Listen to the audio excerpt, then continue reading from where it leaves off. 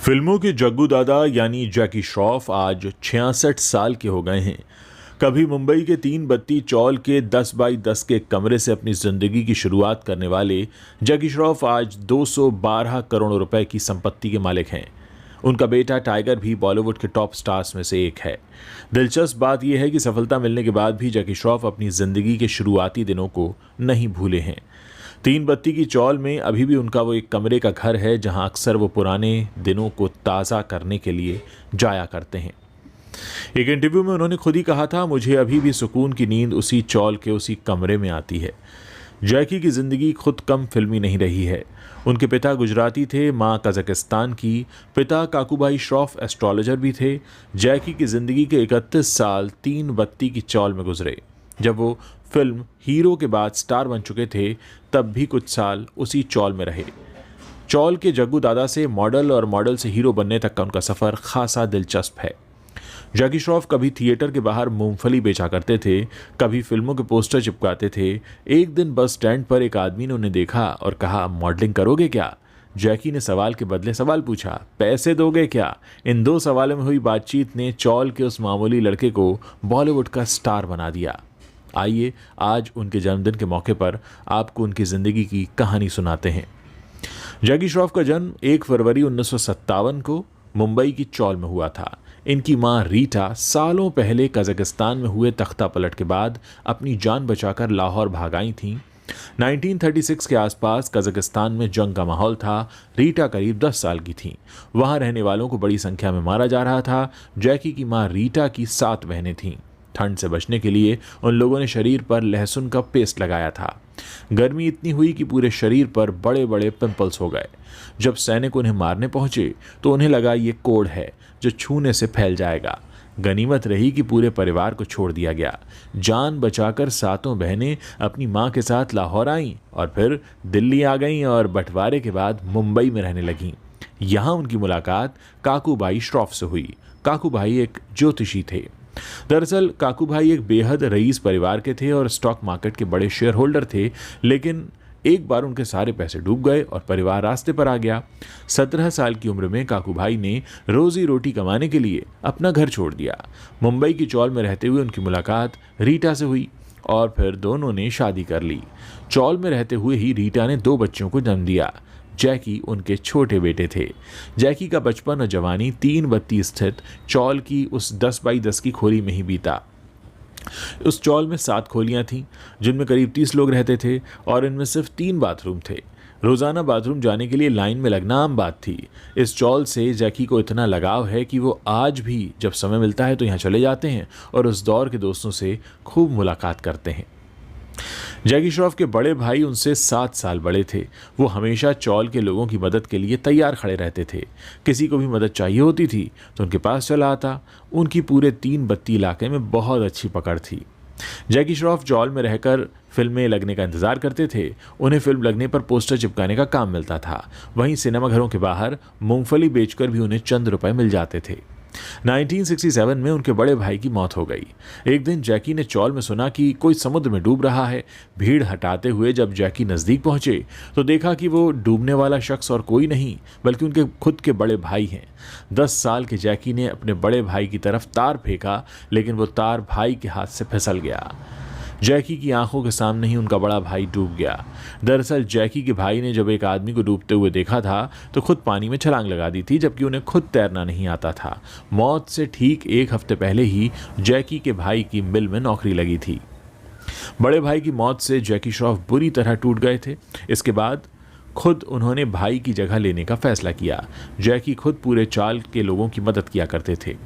घर में पहले ही पैसों की तंगी थी। ऐसे में पिता के लिए पढ़ाई का खर्च उठाना काफ़ी मुश्किल हो रहा था। जब 10वीं के बाद घर वालों के पास पैसे नहीं बचे तो जैकी की मां ने अपनी साड़ियाँ और घर के बर्तन बेच दिए जिससे वो पढ़ाई कर सकें। 11वीं के बाद जब कॉलेज के पैसे भर पाना मुश्किल हुआ तो जैकी श्रॉफ ने पढ़ाई करने से साफ मना कर दिया। आगे जैकी श्रॉफ घर खर्च में हाथ बटाने के लिए ट्रेड विंग्स नाम की रामपट रोड की एक ट्रैवल एजेंसी में काम करने लगे। एक दिन बस स्टॉप पर खड़े जैकी पर एक शख्स की नज़र पड़ गई। उसने पूछा कि आप क्या करते हो? जैकी ने बताया कि वो ट्रैवल एजेंसी में हैं। वो शख्स एडवर्टाइजिंग एजेंसी का आदमी था जिसने कहा कि तस्वीर क्लिक कराने के बदले हम आपको पैसे देंगे। जैकी ये सुनकर खुश हो गए। उन्होंने कहा कि मुझे भी काम दे दो। बात बन गई और जैकी को अगले दिन नेशनल एडवर्टाइजमेंट एजेंसी बुलाया गया। जैसे ही जैकी वहाँ पहुँचे तो वहाँ उनके कपड़ों का नाप लिया गया। उन लोगों ने कहा हम आपको मॉडल बना रहे हैं। इस काम के लिए जैकी को 7,000 रुपये मिले थे। ये पैसे जैकी ने माँ को दिए और कहा, माँ मैं जॉब छोड़कर ऐसा ही कुछ करना चाहता हूँ जहाँ मेरी तस्वीरें निकालने के पैसे मिलें। माँ मान गई और जैकी ने ट्रैवल एजेंसी की नौकरी छोड़ दी। जैकी को अब लगातार काम मिलने लगा। अब बात करते हैं कि उनको फिल्मों में मौका कैसे मिला। मॉडलिंग करते हुए ही जैकी की दोस्ती सुनील आनंद से हो गई, जो कि देव आनंद के बेटे हैं। जैकी ने एक दिन उनसे कहा कि मैं आपके डैडी से मिलना चाहूँगा, मैं उनका बड़ा फ़ैन रहा हूँ।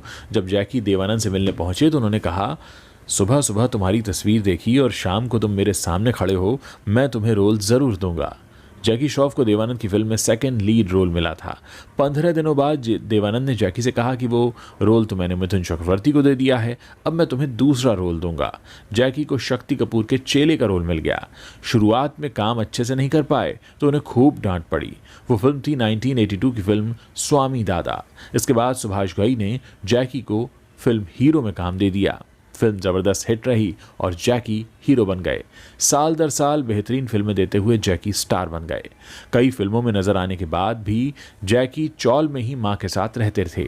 उन्हें यहां बाथरूम जाने के लिए घंटों तक लाइन में खड़ा रहना पड़ता था, क्योंकि पूरे चौल में सिर्फ 3 ही बाथरूम थे। कई बार तो ऐसा भी हुआ कि डायरेक्टर उनके इंतजार में कई घंटों तक चौल तो कभी बाथरूम के बाहर इंतजार करते थे। जैकी भी कई बार चौल वालों को शूटिंग का बहाना बनाकर लाइन तोड़कर बाथरूम चले जाते थे। जैकी श्रॉफ ने फिल्मों में आने के बाद 1987 में आयशा श्रॉफ से शादी की। हालांकि उन्होंने आयशा दत्त से शादी करने का फैसला 1973 में ही कर लिया था। आयशा असल में एक रईस खानदान की लड़की थी और जैकी उस समय 3 बत्ती की चौल में रहने वाले एक मामूली लड़के थे। दोनों की पहली मुलाकात तब हुई जब आयशा 13 साल की थी। एक दिन स्कूल बस के गेट पर खड़ी हुई आयशा ने जैकी को देखा। जैकी दौड़कर पास गए और अपना परिचय दे दिया। दूसरी मुलाकात दोनों की कैसेट रिकॉर्डिंग शॉप में हुई, जहां आयशा कुछ रिकॉर्डिंग लेने पहुंची थी। जैकी ने उनकी मदद की तो आयशा भी इंप्रेस हो गई। उन्होंने सोच लिया कि वो इसी लड़के से शादी करेंगी। सिमी ग्रेवाल के चैट शो में जैकी श्रॉफ ने बताया था कि आयशा से पहले वो किसी और लड़की से प्यार करते थे। वो लड़की पढ़ाई के लिए यूएस चली गई, लेकिन जैकी चाहते थे कि जब वो लड़की वापस आए तो दोनों शादी करें। ये बात जैकी ने आयशा को भी बताई। जैसे ही आयशा को ये पता चला कि उन्होंने जैकी से उस लड़की को लेटर लिखने की इजाज़त मांगी। आयशा ने उस लेटर में लिखा कि जब तुम वापस आ जाओगी तो हम दोनों जैकी से शादी करेंगे और बहनों की तरह रहेंगे। ये देखकर जैकी समझ गए कि आयशा उनसे बेहद मोहब्बत करती हैं। 1980 में जैकी श्रॉफ को एक फ़ोटो शूट का काम मिला था, जिसमें वो स्विमिंग ट्रक्स उनको पहनने थे, स्विमिंग ट्रंक्स। संघर्ष के दिनों में पैसे तो थे नहीं, तो जैकी महंगे स्विमिंग ट्रंक्स नहीं खरीद सकते थे। इसीलिए उन्होंने अपने गर्लफ्रेंड से मदद मांगी और उसने अपनी 2 पीस बिकनी उन्हें दे दी। मजबूरी में जैकी ने फ़ोटोशूट में उसी बिकनी का एक हिस्सा पहना था। वाकई ये मज़ेदार किस्सा है। एक समय में अनिल कपूर के साथ उनकी काफ़ी अच्छी दोस्ती थी और दोस्ती इतनी गहरी थी कि जैकी का दिया गया पैंट लकी समझकर अनिल कपूर पहना करते थे और कहते हैं कि अनिल कपूर ने आज भी ऐसा एक पैंट संभाल कर रखा है। जैकी श्रॉफ की ज़िंदगी में एक वक्त ऐसा भी आया जब एक फिल्म के लिए उन्होंने अपनी ज़िंदगी भर की कमाई दांव पे लगा दी और नुकसान हुआ तो उन्हें अपने घर का फर्नीचर तक बेचना पड़ा। 2003 की फिल्म बूम को जैकी श्रॉफ और उनकी वाइफ आयशा श्रॉफ ने प्रोड्यूस किया था। इस फिल्म में दोनों ने अपनी ज़िंदगी की सारी जमा पूंजी लगा दी थी। ये कटरीना कैफ की पहली फिल्म थी। वहीं इसमें अमिताभ बच्चन, गुलशन ग्रोवर और जीनत अमान जैसी बड़ी स्टार कास्ट थी। फिल्म के डिस्ट्रीब्यूटर्स ने आखिरी समय में बैकआउट कर दिया और सारा नुकसान जैकी को हुआ। यह फिल्म बॉक्स ऑफिस पर बुरी तरह फ्लॉप हुई और जैकी के सारे पैसे डूब गए।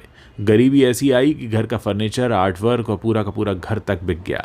टाइगर श्रॉफ ने उस समय अपनी मां से वादा किया था कि वो उसी घर को वापस खरीदेंगे। आज टाइगर श्रॉफ ने अपनी मां के लिए वापस वो घर खरीद लिया है। स्टार बनने के बाद जैकी ने गरीबों के हित में कई बड़े काम किए। कई बच्चों का स्कूल में एडमिशन कराया, कई ज़रूरतमंद लोगों का इलाज कराया। आज जैकी श्रॉफ की बदौलत करीब 100 परिवारों का गुजारा होता है। जैकी श्रॉफ ने पुराने घर की जगह 3 बत्ती से पाली हिल स्थित अपने घर के बीच आने वाले रास्ते में जितने भी भिखारी आते हैं उनको अपना पर्सनल मोबाइल नंबर दे रखा है। कई भिखारी उन्हें आज भी मदद के लिए कॉल करते हैं और जैकी उन्हें तुरंत मदद पहुंचाते हैं। 5 मार्च 2021 को जैकी ने लोनावला में एक एनिमल शेल्टर में एम्बुलेंस भी दान की थी।